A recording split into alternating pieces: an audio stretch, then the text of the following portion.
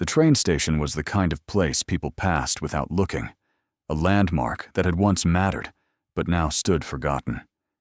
Its facade still carried traces of grandeur, arched windows that caught the afternoon sun, an old clock that no longer kept time, wide stone steps worn smooth by decades of travelers.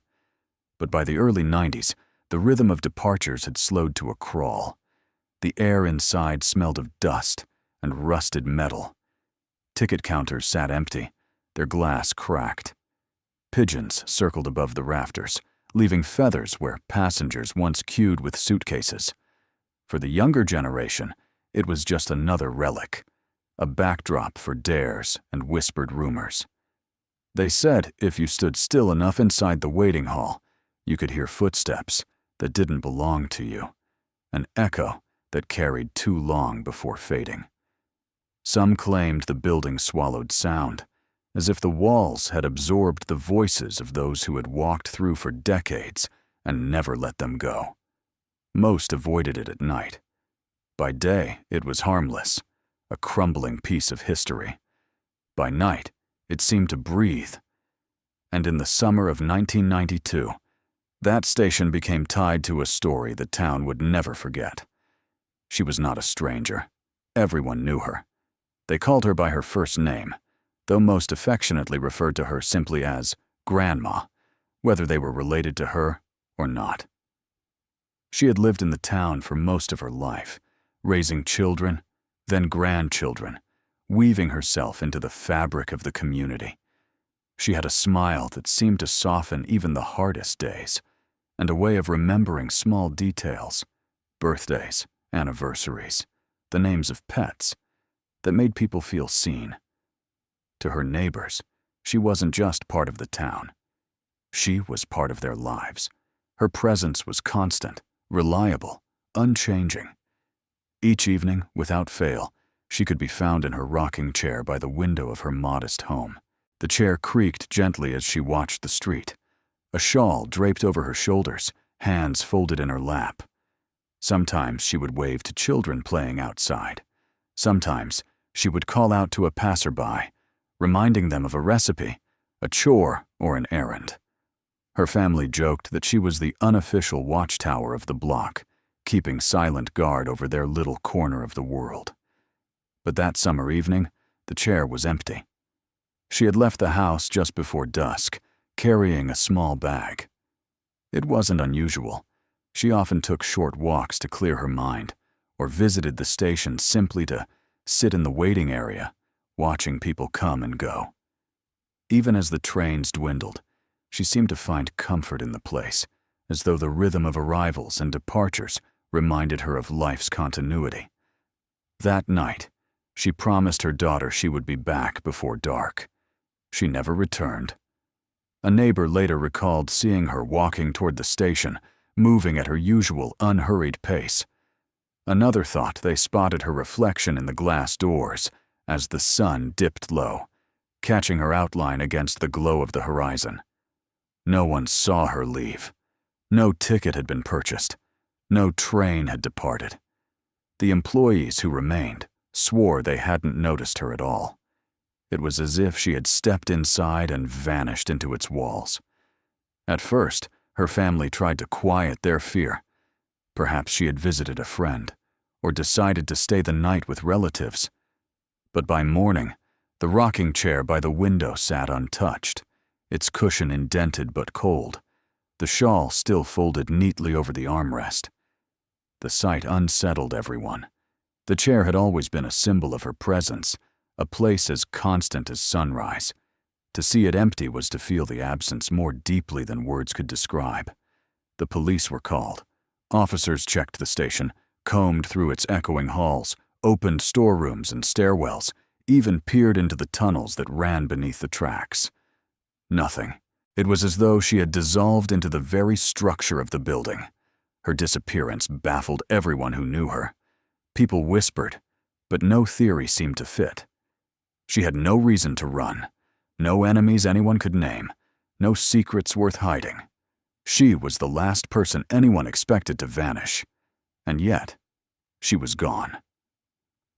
Over time, the story became inseparable from the building itself. The station, once just a relic, now carried the weight of her absence. Locals avoided it more than ever, convinced that something about its silence had swallowed her whole. Families warned their children not to play near it. Some said they saw a figure moving past the windows at night, a fleeting shadow that never left the halls. Decades passed. The rocking chair remained missing, just like her, until the day workers began renovations, knocking through one of the old walls. What they uncovered froze the town in silence. Her chair, bricked in behind layers of stone, her belongings still resting on it, untouched since the day she disappeared. The station had kept its secret for 23 years. The morning of July 3rd, 1992, began like countless others in the neighborhood. The air was heavy with heat. The cicadas droned from the trees, and children chased one another along sidewalks cracked with weeds. Inside her small house near the edge of town, the grandmother followed her usual rhythm. She prepared tea, folded laundry, and spoke with her daughter on the phone about errands that could wait until later in the week. Nothing about the day suggested that it would become the most significant in the town's memory. By late afternoon, she sat in her familiar rocking chair by the window, shawl across her shoulders, despite the warmth. Neighbors waved as they passed, accustomed to seeing her there. Some even relied on her presence, as though her steady watch made the block feel safer. But at dusk, she stood, smoothed her dress, and picked up a small handbag. When her daughter asked where she was headed, she replied with the same calm tone she always used. "Just to the station for a little while. I'll be back before it's dark."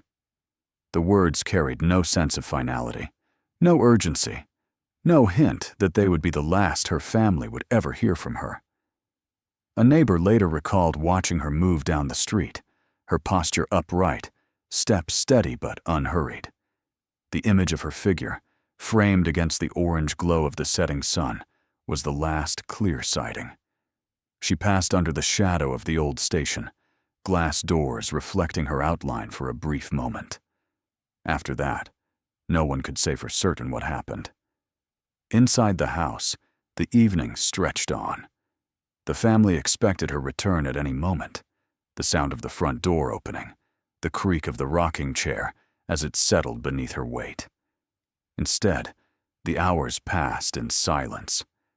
By 10 o'clock, worry began to replace patience.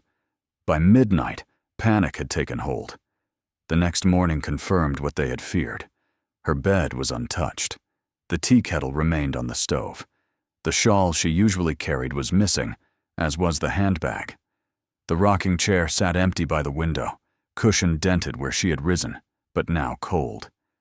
For her daughter, that detail became unbearable, an image of absence frozen in plain sight. The police were notified before noon. Officers arrived quickly, not out of expectation of foul play, but because her absence was so out of character. This was not someone who traveled without notice or stayed away without explanation. She was woven into the daily life of the community, reliable in her routines. Her disappearance made no sense. The search began at the station. Officers spoke with employees, but none recalled seeing her purchase a ticket or board a train. The schedule showed no departures that matched her timing. They walked the length of the empty hall, their footsteps echoing off cracked tiles. They checked storerooms, stairwells, and even the tunnels beneath the tracks. There was no trace of her.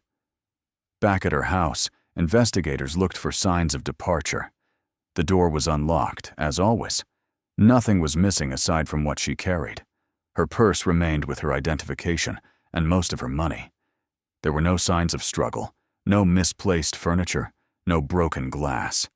It was as though she had stepped out for a walk and simply never returned. The family's grief turned quickly to desperation. Relatives called everyone they knew, knocking on doors, asking neighbors for any memory, any detail. A handful of answers trickled in. One person thought they saw her near the station just after sunset. Another swore They heard the echo of footsteps in the waiting hall when no one should have been there. But none of it led anywhere. As the second night passed without her return, a heavy dread settled over the neighborhood. People began locking doors earlier. Parents pulled their children inside sooner than usual. The station, already a place of silence, became a symbol of unease. Some whispered that it had taken her somehow, swallowed her into its crumbling walls. Others suggested someone had followed her there. No theory seemed to fit, but all carried the same weight. She was gone, and the station was the last place she had been seen. The rocking chair by the window remained empty, and for the family, it was that absence, the quiet, unoccupied seat, that turned her disappearance from a possibility into a reality.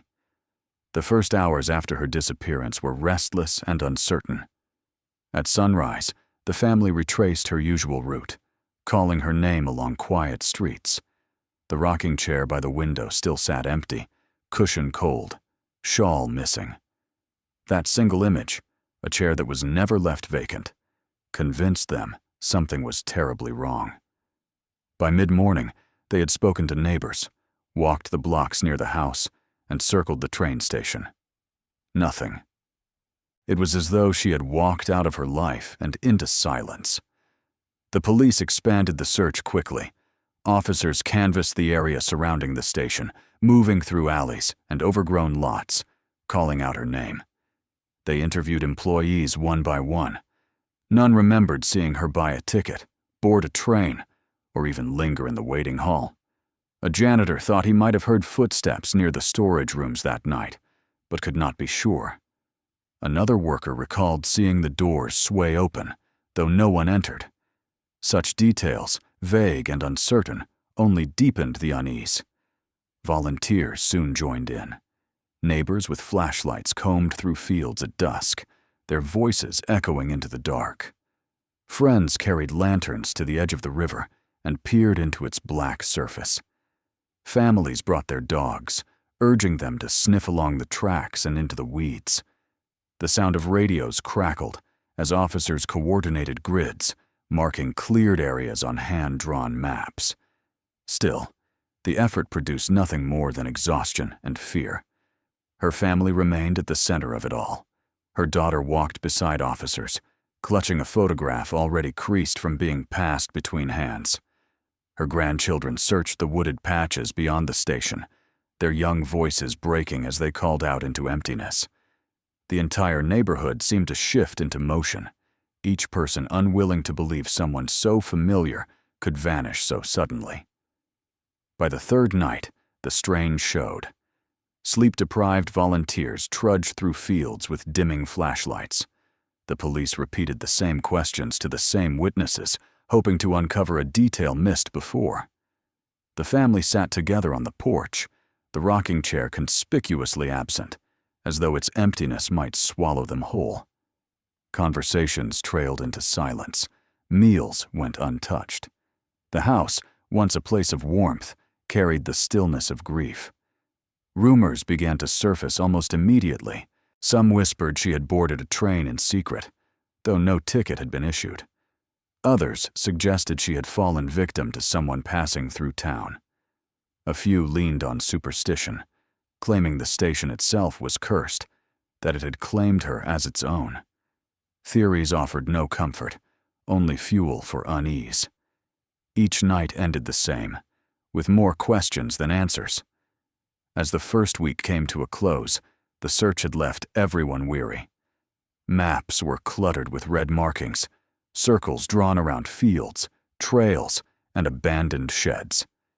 Each circle represented an effort that led nowhere, and with each failure, the silence surrounding her absence seemed to grow louder. For the town, it was no longer a simple case of a missing person. It was the beginning of a mystery that would cling to the station for decades. By the second week, the disappearance had grown into something larger than a family crisis. It was now the town's defining story. Flyers appeared in shop windows, on utility poles, and on the bulletin board inside the post office. Her photograph, A modest portrait with kind eyes stared back from every corner. The paper began to curl in the summer heat, the ink smudging slightly, but the image was unmistakable. Each flyer was a reminder that someone who had always been there was now gone. The high school gymnasium was converted into a command post. Folding tables held stacks of maps, boxes of bottled water, and trays of donated food.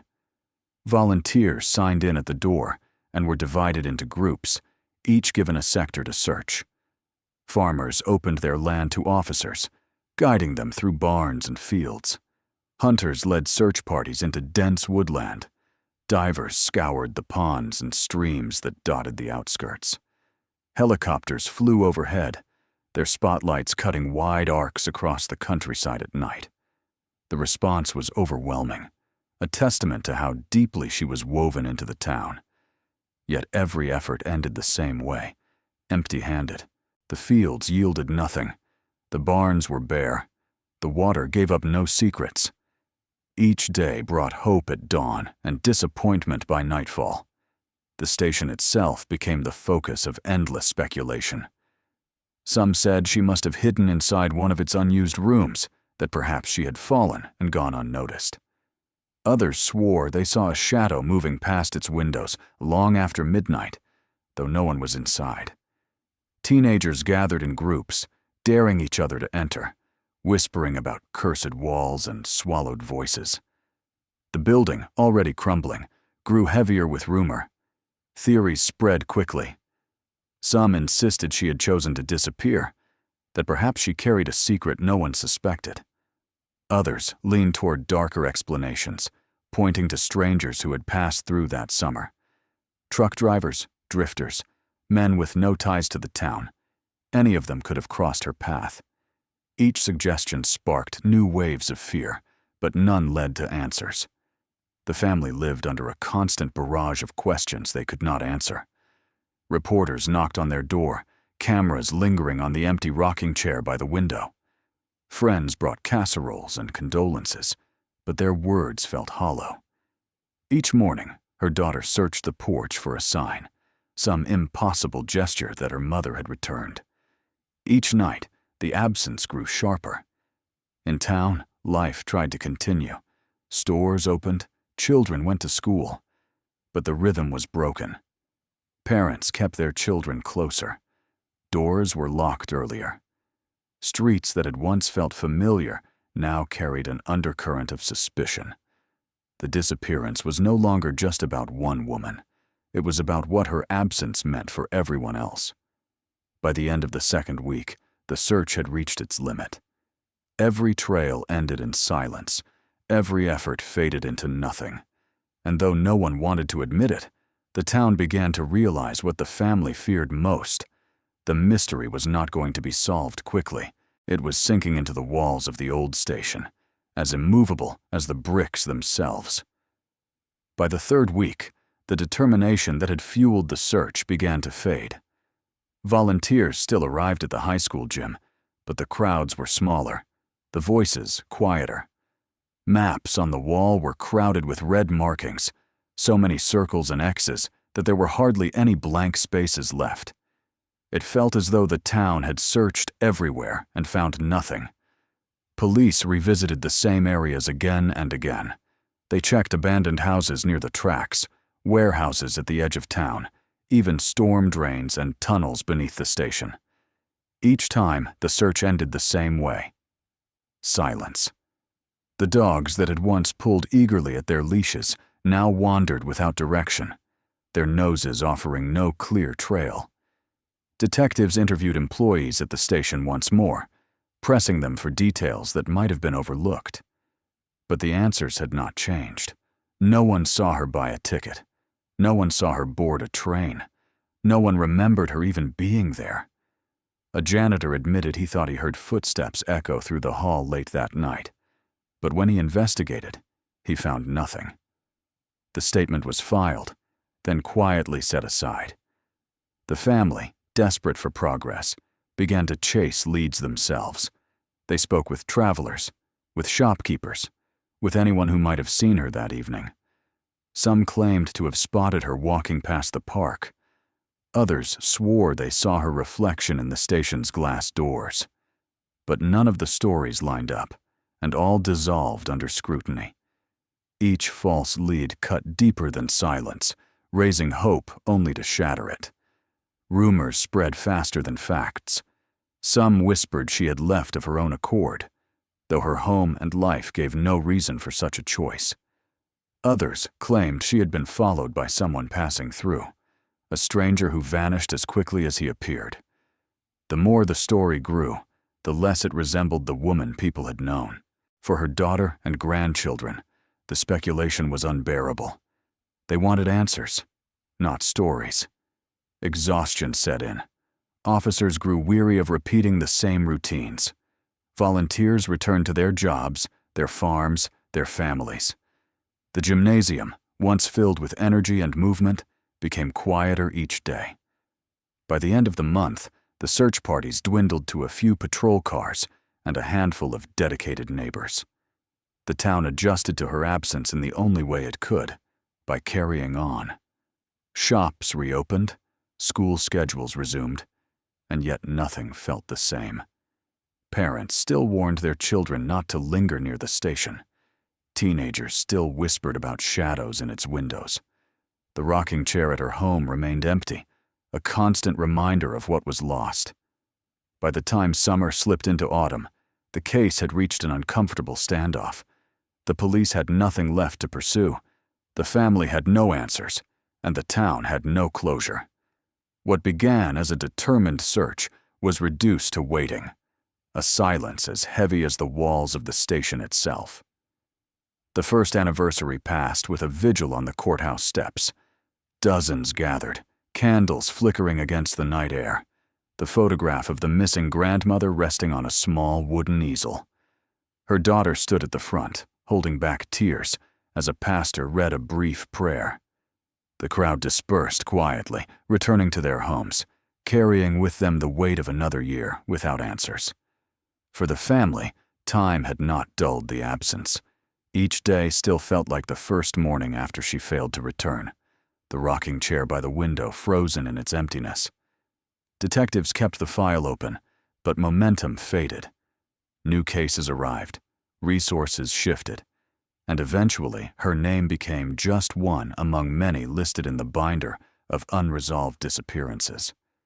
Officers would occasionally revisit the file, flipping through statements, maps, and photographs, but each time they arrived at the same dead end. The station was the last place she had been seen, and the trail stopped there. In the town, whispers persisted. Some said she had boarded a train after all, vanishing into another life. Others believed she had been followed, pulled into the shadows by someone who knew the station's forgotten corners. The lack of evidence allowed the story to bend and twist with each retelling. Children heard fragments from their parents and turned them into cautionary tales. Warnings not to wander near the old building, not to linger after dark. The station became less a place and more a symbol, tied forever to her absence. Her family struggled to hold on to hope. Her daughter wrote letters to state authorities, pleading for renewed investigations. She called regional newspapers, hoping they would print her mother's story again. Sometimes they did, though only in small columns, buried between other reports. Each time, the coverage brought a trickle of tips, sightings in distant towns, rumors of a woman who looked like her working under a different name. Each was checked, and each fell apart under scrutiny. The disappointment cut deeper with every false lead. Her home remained unchanged. The rocking chair sat by the window, dusted weekly but never moved. The shawl, folded neatly over its arm, was never touched. Photographs on the mantel grew older, but the room itself stayed the same, as though holding its breath for her return. Family members argued quietly about whether to keep it that way. Some believed altering anything would mean surrendering hope. Others thought the stillness was unbearable. In the end, nothing changed. By the 5th year, the town carried her story like a shadow. People rarely spoke of it aloud, but the memory lingered in their actions. Parents watched their children more closely. Doors were locked earlier in the evening. Teenagers, daring one another to step inside the abandoned station, spoke of her as though she were still there, watching from the corners.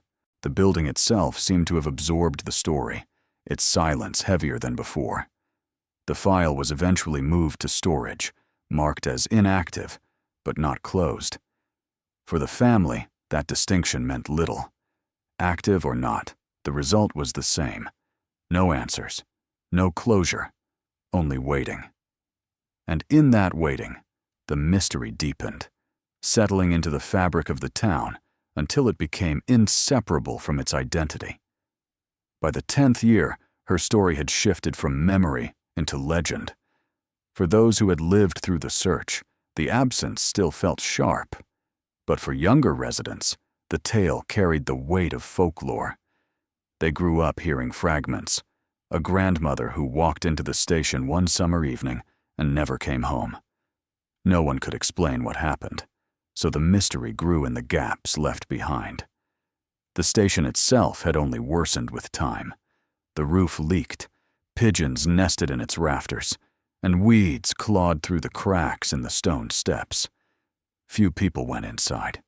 The building had been closed to passengers years earlier, and its doors remained chained. But teenagers still dared each other to sneak through broken windows. They came away shaken, claiming to hear faint creaks of a rocking chair somewhere deep inside, though no furniture remained. To them, the building was haunted not by ghosts, but by silence, the kind that pressed down until it felt suffocating. The family lived with that silence every day. Her daughter never moved from the house, unwilling to abandon the place where her mother's chair still waited by the window. Each anniversary brought renewed attention. Local news crews set up cameras on the porch, asking the same questions they had asked a decade earlier. Do you believe she is still alive? Do you think the case will ever be solved? The answers varied, depending on the day, but the pain in her eyes never changed. Detectives, long since reassigned, occasionally revisited the case. They brought fresh eyes, hoping to find a detail overlooked. They walked the station's empty halls, studied the maps of the original search, and reread the interviews. Each effort ended in the same quiet frustration. No evidence, no suspects, no explanation. Without something new, the case remained frozen. Theories multiplied as the years stretched on. Some insisted she had fallen victim to a crime, hidden away in a corner no one thought to check. Others argued she had chosen to vanish, though the idea clashed with everything her family knew of her. A darker rumor suggested the station itself was to blame, that it had consumed her the way it consumed light and sound. It was superstition, yes, but in the absence of facts, superstition filled the void. For the town, the disappearance became part of its identity. Outsiders occasionally asked about it, curious about the woman who vanished at the station. Locals spoke carefully, never quite sure how much to share. Some avoided the topic altogether. Others leaned into the mystery, retelling it with embellishments, strange noises, locked rooms, shadows at the windows.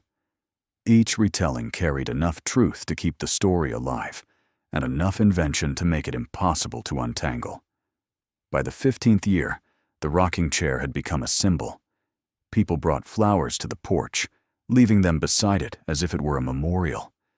Strangers stopped to photograph the house, capturing the chair framed in the window, unmoved all those years. Her family endured the intrusion quietly, unwilling to drive people away, but unable to explain what it felt like to live with an absence so visible, so constant. The station remained the same, silent, sealed, and heavy with unanswered questions. The mystery was no longer just about what had happened. It was about how a community could live with a question that refused to fade. By the 20th year, the case no longer moved so much as hovered. It drifted at the edge of conversations, rising whenever something, an anniversary, a newspaper feature, A rumor stirred the surface. The file sat in storage, its corners softened from being handled and reshelved, a stack of interviews that all arrived at the same sentence: last seen near the station. New detectives skimmed it, then put it back.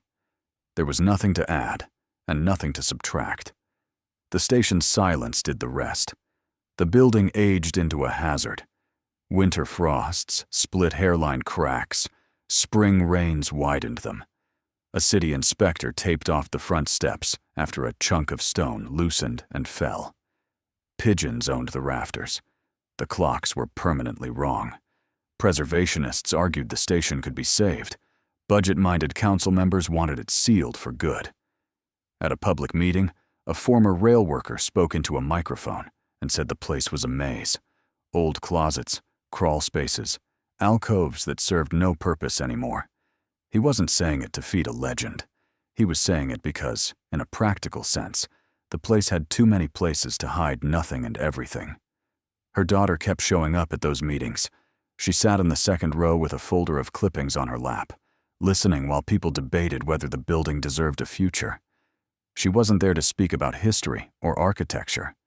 She came because the station had been the last answer anyone had for her, and she wanted the town to remember that.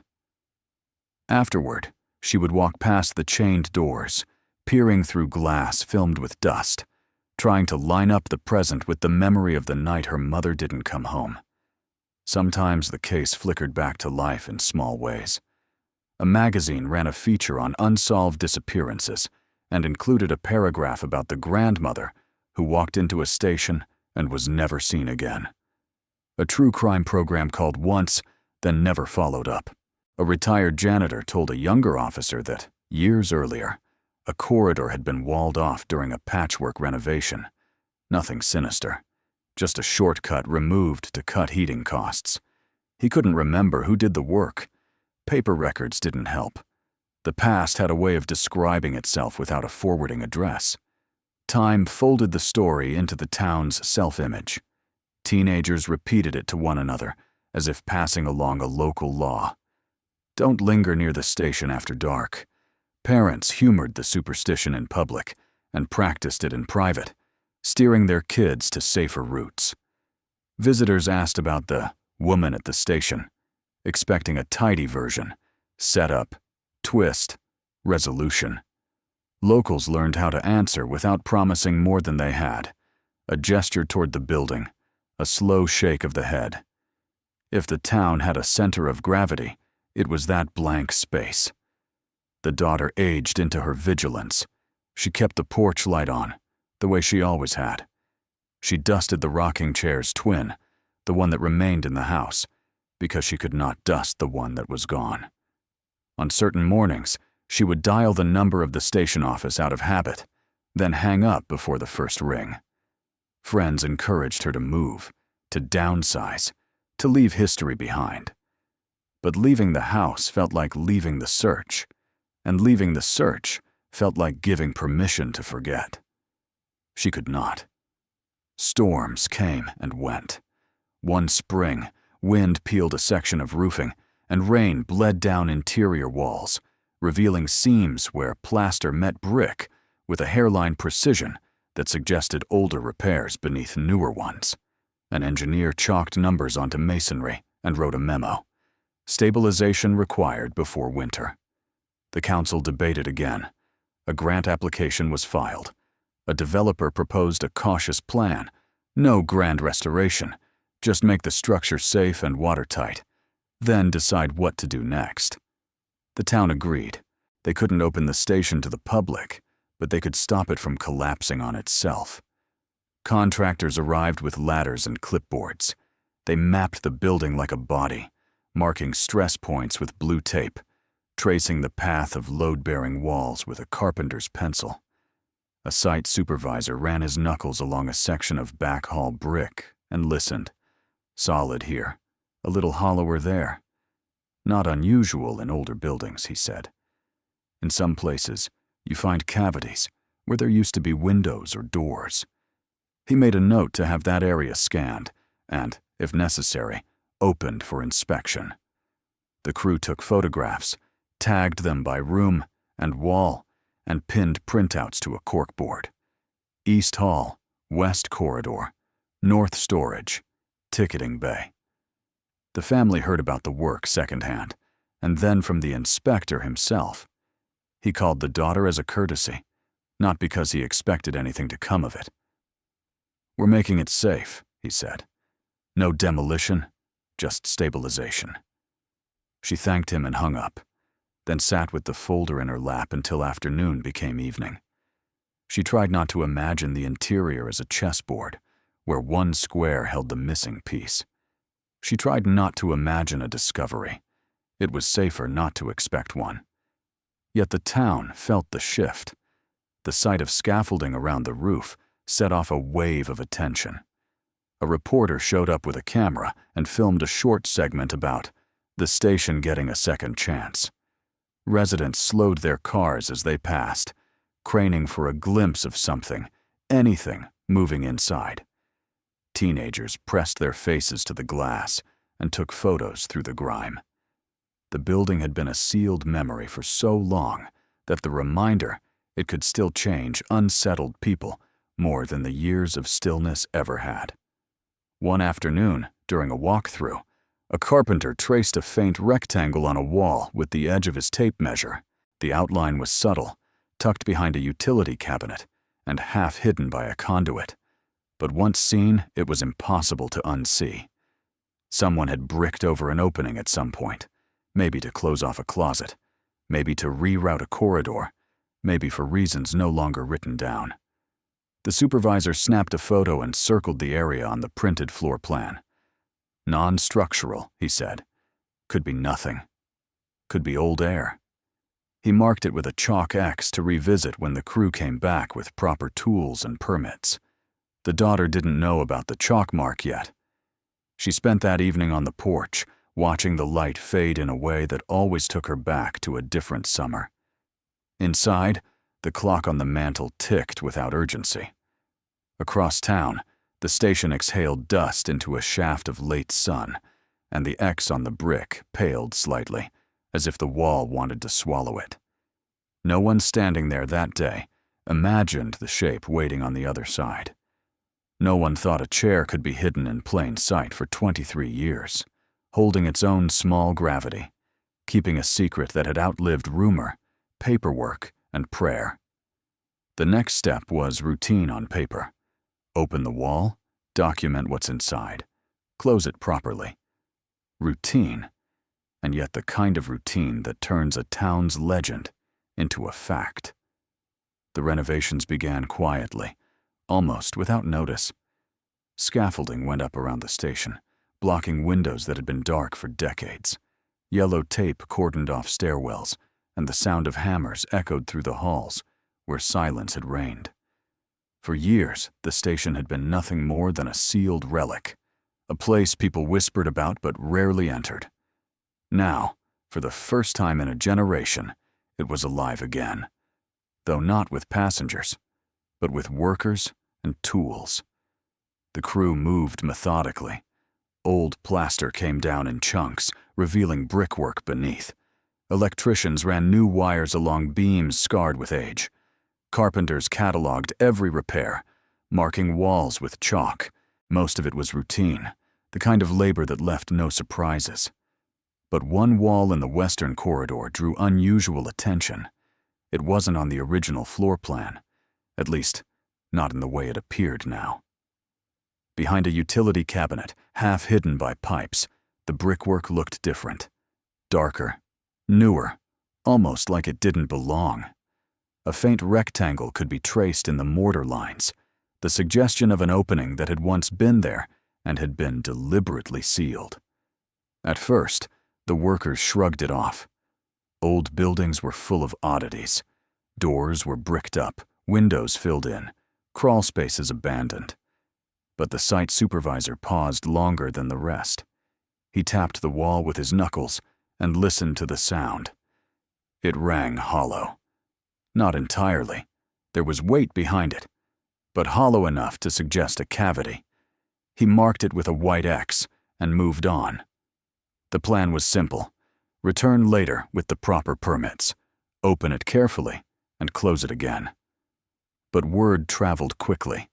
A reporter covering the renovation caught wind of the discovery and mentioned it in a short segment. "Workers find unusual wall at station," the headline read. For the town, that was enough.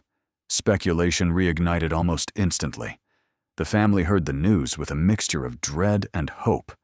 For her daughter, the detail was unbearable, the idea that something had been hidden inside the building all these years. She tried not to let her imagination race, but the thought returned again and again. What if the wall held the answer? What if the silence of 23 years was about to break? The crew returned the following week with hammers and chisels. They worked slowly, removing brick by brick. Dust clouded the air, coating their gloves and faces. Each strike echoed through the empty halls, a sound that carried down the corridor and out into the street. A small crowd gathered outside, waiting, listening. People who had avoided the station for decades now stood close to its doors, drawn by the possibility that its secrets might finally surface. By late afternoon, the cavity began to reveal itself. The first bricks gave way to darkness, a pocket of air that smelled stale and heavy. A flashlight beam cut through the gap, illuminating edges of wood inside. At first, it looked like nothing more than discarded debris, old furniture, maybe, or storage left behind during a renovation. But as the hole widened, the shape became unmistakable. It was a chair. Not just any chair, but one that seemed eerily familiar. Wooden arms curved smoothly, the frame still intact, despite years hidden away. A rocking chair, positioned as though someone had simply placed it inside and built the wall around it. On its arm, something rested. A folded shawl, yellowed with time but still recognizable. The workers stepped back in silence.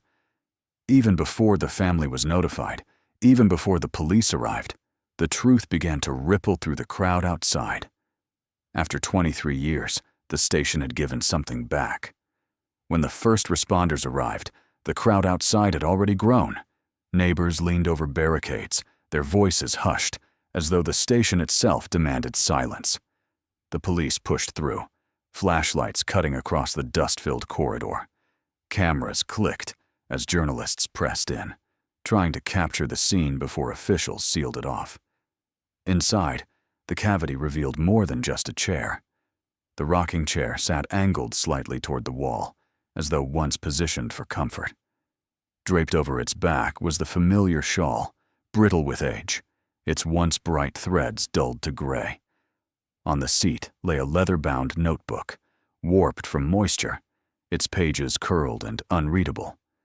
A small handbag rested on the floor beside it, the clasp tarnished but intact. The sight was unsettling not because of what was found, but because of how carefully it seemed arranged. This was no random storage. The chair, the shawl, the bag. They were placed with intent, as if preserved. The space around them was otherwise empty, bare brick closing them in like a tomb. Officers moved slowly, documenting every angle. Photographs flashed, capturing the chair from all sides. Forensic technicians handled the items with gloves, lifting them one by one into evidence bags. The shawl crumbled at the edges when touched, but its pattern remained visible. The notebook was sealed immediately, its fragile pages too delicate to examine on sight. For the family, the news arrived with the weight of finality. Her daughter was called to the station and escorted inside. The sight of the rocking chair, the very chair she had grown up seeing by the window, struck her like a blow. She reached for it instinctively, only to be stopped gently by an officer. Her knees gave way, and she whispered the same phrase over and over. "It's hers. It's hers." Reporters outside filled the silence with speculation. Some claimed the discovery confirmed foul play, that someone had deliberately sealed the items away. Others suggested it was symbolic, that she herself had hidden them before disappearing. But none of the theories made sense. The items were too personal, too connected to her daily life, for coincidence. The station, once avoided, became the center of attention again. Crowds gathered daily, pressing against the barricades, desperate for updates. Officials tried to hold back details, but fragments leaked. The notebook, the handbag, the shawl. Each fragment fueled new rumors, new arguments, new fears. For investigators, the discovery offered both relief and frustration. Relief, because after 23 years, something tangible had surfaced. Frustration, because it raised more questions than it answered. Why was the chair bricked in? Who had sealed it? And what did it mean that her most personal belongings were entombed in the very building where she was last seen? The rocking chair was carried out last, carefully, as though it still carried weight beyond its wood. When it was loaded into the van, the crowd fell silent. For many, that moment was the closest thing to closure they had seen in decades. For the family, it was only the beginning of another storm of questions. The forensic lab became the new center of attention. Items that had once seemed ordinary, a shawl, a notebook, a handbag, were now treated as artifacts, carefully logged and examined under bright lights.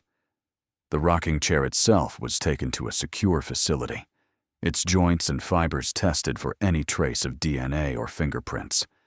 The work was meticulous, but time had not been kind.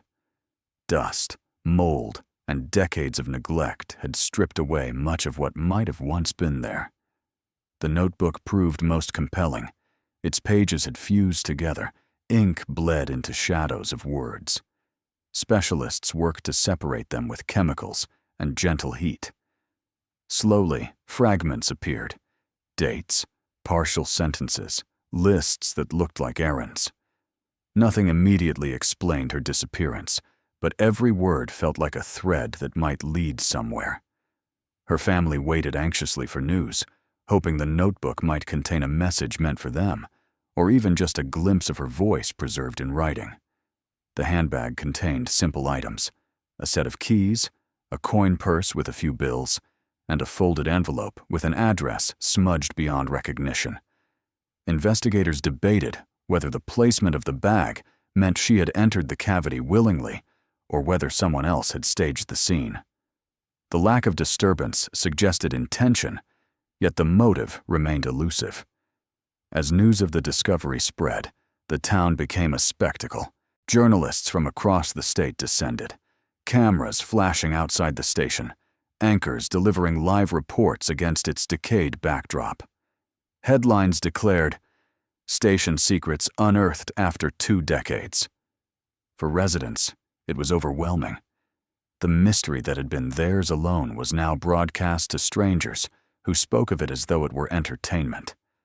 The family, caught in the storm, withdrew from the public eye. They declined most interviews, speaking only briefly to thank the community for support. Privately, they wrestled with the same torment they had lived with for years. The objects were hers, unmistakably hers, but there was still no trace of her. A chair, a shawl, a bag. These were not answers. They were questions, louder and sharper than before. Police held a press conference, standing beneath the station's arching facade. They confirmed the discovery, identified the belongings, and announced that forensic analysis was ongoing. When pressed for theories, the lead detective spoke carefully. "At this stage, we cannot determine how or why these items were sealed within the wall. All possibilities remain under consideration." The statement satisfied no one. It left the community suspended between closure and confusion. Theories surged once more. Some believed she had been hidden deliberately, the victim of someone who knew the building's forgotten corners. Others suggested she had staged her own disappearance, though the idea conflicted with everything known of her. A few embraced superstition again, claiming the station itself had demanded its secret be kept until the time was right. The lack of evidence left all explanations equally plausible, equally haunting. The rocking chair, when photographed under the harsh glow of lab lights, became iconic. Newspapers printed its image on front pages. Television stations replayed footage of it being carried from the station. To outsiders, it was a curiosity. To the family, it was a wound reopened. By winter, the frenzy faded, but the questions remained. The station was bricked up once more, its corridors sealed, its silence restored. Yet now, everyone who passed it felt the weight of what had been found inside. The building had given up one secret, but it left behind the greatest question of all. What had happened to her? In the weeks following the discovery, the town carried itself differently. Conversations that once skirted around the subject of her disappearance now returned to it openly. In cafes, whispers about the rocking chair threaded between clinking cups. At the grocery store, strangers exchanged theories in hushed tones. The station, silent for decades, had reshaped the way people saw their own streets. Every corner seemed touched by the revelation, as if a secret had spilled into daily life. For the family, the impact was far heavier. The sight of the chair bricked behind the wall replayed in their minds endlessly. Her daughter confessed she dreamed of it at night, the wood framed in shadows, the shawl folded neatly across its back. To her, it wasn't just a piece of furniture. It was her mother's absence made physical. The chair had always been where she belonged, in the window, watching the neighborhood. To find it hidden, sealed away, felt like an act of violence, as though someone had stolen not just her life, but the very symbol of it. Neighbors tried to comfort them. They brought meals, lit candles, and stopped by with kind words. But beneath the gestures lay the same unease. What did the discovery mean? If the belongings were hers, and if they had been sealed so carefully, then who had done it? Why leave no explanation? The silence left room for only speculation, and speculation offered no peace. The police, under pressure, promised to reopen the investigation fully. Detectives revisited witnesses who had long since aged, their memories clouded, but still holding fragments of that summer. Retired officers were brought back in for interviews, asked to recount what they remembered from those first frantic days. But the trail had grown cold, and the evidence, limited to a chair, a shawl, a notebook, and a bag, offered no clear answers. For the town, the case became a mirror.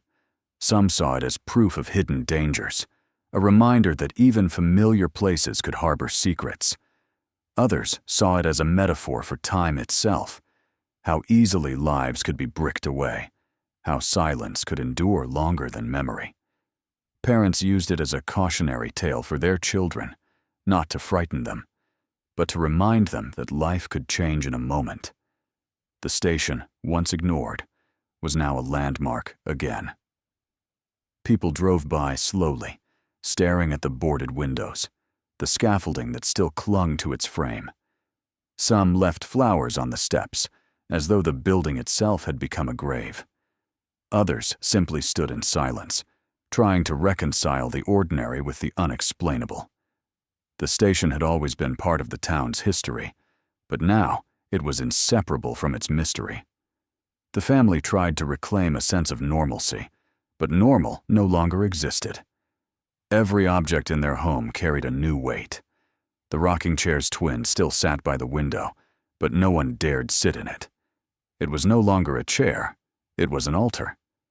The daughter sometimes sat across from it, staring at the empty seat, whispering to her mother, as though the silence might finally break.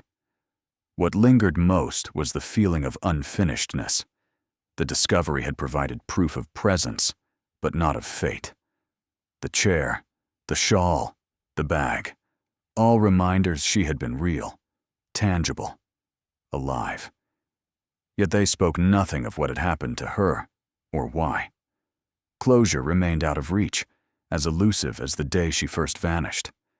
Months passed, but the station's revelation never faded from the town's collective mind. The rocking chair had become an icon, its image printed in newspapers, and replayed endlessly on local news segments. For outsiders, it was a curiosity, a puzzle to be consumed and forgotten once the next headline arrived. But for those who lived in the town, it was a weight they carried daily. Every street, every face, seemed somehow tied to the unanswered questions that hovered over the case. Theories multiplied in living rooms and cafes. Some insisted the items had been hidden by someone who lived close by, someone who knew the building well enough to choose that particular wall. Others believed the station itself had been used to stage something larger, that the bricked-in cavity was just one piece of a deeper plan. Without evidence, speculation became endless, looping through the same questions with no resolution. The police attempted to quiet the frenzy with updates, but their statements were always the same. The investigation is ongoing. Forensic reports trickled in, offering fragments, but never clarity. The notebook yielded a few decipherable pages, lists of groceries, a half-written letter, reminders for appointments. Nothing explained why the notebook had ended up sealed with the chair. The handbag, too, offered little. The keys fit no known locks, the bills were too degraded to trace, and the envelope's writing remained a blur. Each object confirmed her presence, but denied explanation. Meanwhile, the station itself took on a new identity. No longer just a relic, it became a place people sought out. Not to travel, but to remember. Candles appeared on its steps. Flowers tucked into the chain-link fence wilted under the sun, replaced weekly by new bouquets. Some families brought their children there, not to frighten them, but to teach them the story. The disappearance had become part of the town's history, a lesson written in brick and silence. Her daughter watched all of this with quiet unease. She appreciated the support, but the public's fascination often felt like intrusion. Each photograph of the rocking chair in the newspaper was, to her, a theft of something private. It wasn't a symbol. It was her mother's chair, the seat that had once creaked beneath evening conversations and gentle lullabies. To see it reduced to an image for strangers felt unbearable. Yet she understood why people clung to it. The chair was the only tangible thing they had. The family's house remained unchanged. The twin rocking chair still faced the window, though no one touched it. Dust settled quickly on its arms, wiped away by her daughter every week, a ritual of care that carried no hope of return. Friends encouraged her to move, to escape the constant reminder, but she refused. "If I leave," she said, "the story leaves with me." In time, the town began to adapt to the weight of the mystery. It was no longer a shock, no longer a new wound, but a scar. Visible, undeniable, permanent. The rocking chair bricked in behind the wall had given them something concrete, but what it left behind was worse. An answer that wasn't an answer at all. And so the station remained, its windows boarded, its corridors silent. A monument not to trains or travel, but to absence itself. Years slipped quietly past, but the mystery never left. The discovery of the chair had shifted the story, but it had not ended it. Instead, it deepened the questions, casting longer shadows across the town. The station, boarded and silent, loomed over the community like an unfinished sentence. No matter how many times the authorities insisted the investigation was active, people sensed the truth. The case had settled into the category of mysteries that refused resolution. For the family, life continued, but never the same. Her daughter aged into a kind of weary dignity, carrying the story wherever she went. She still lived in the same house, still kept the rocking chair's twin by the window. Each morning, she drew the curtains back, sunlight spilling across the seat, and whispered a greeting out of habit. It was not superstition. It was survival. She refused to let the silence erase her mother's presence entirely. Grandchildren grew up with the story as part of their inheritance. They had never known her directly, yet they felt her absence like a shadow at the edge of every family gathering. Photographs filled in the blanks, her smile, the shawl across her shoulders, the way she leaned slightly to one side in her chair. But the story filled the rest: the walk to the station, the unanswered questions, the wall that concealed her belongings for 23 years. It was not a memory they owned, but one they carried nonetheless. The town, too, carried it. The disappearance became a shorthand, a way to explain the station's emptiness and the caution that lingered in its halls. Travelers passing through would sometimes hear the story from locals, retold in fragments. "A woman vanished here once," they would say, pointing to the building's chained doors. Some offered it with solemnity, others with a shrug. But the effect was the same. The story lived on. Occasionally, journalists returned, hoping to reignite attention. They interviewed townspeople, filmed the boarded windows, and ended their reports with the same line: "The case remains unsolved." The footage never captured the full truth, that the silence itself was the wound, and it had never closed. For her daughter, closure became an impossible word. There was no closure, only endurance. The discovery of the rocking chair had given her something tangible, but it also robbed her of hope. If the chair had been sealed away, then someone had chosen to hide it. Why, she asked, would anyone do such a thing? That question became her companion, heavier than grief, sharper than memory. On anniversaries, candles still flickered on the courthouse steps. Each flame represented not just remembrance, but a refusal to forget. People gathered quietly, holding photographs, bowing their heads. The ritual did not bring answers, but it kept the story alive, woven into the fabric of the town. And so the station stood, its silence unbroken, its secrets mostly intact. The rocking chair, removed from its hiding place, rested in an evidence room far from the window where it had once belonged. The daughter visited it once, allowed a brief glance under supervision. She reached out but did not touch it, afraid the wood might collapse under her fingers. In that moment, she understood that the chair was no longer hers. It belonged to the mystery. Time did not solve what had been lost, but it ensured that the story, like the station itself, would not be erased. It remained a haunting absence, a question suspended in air, reminding everyone who lived there that sometimes the past does not end. It waits, hidden behind walls, until it chooses to be found.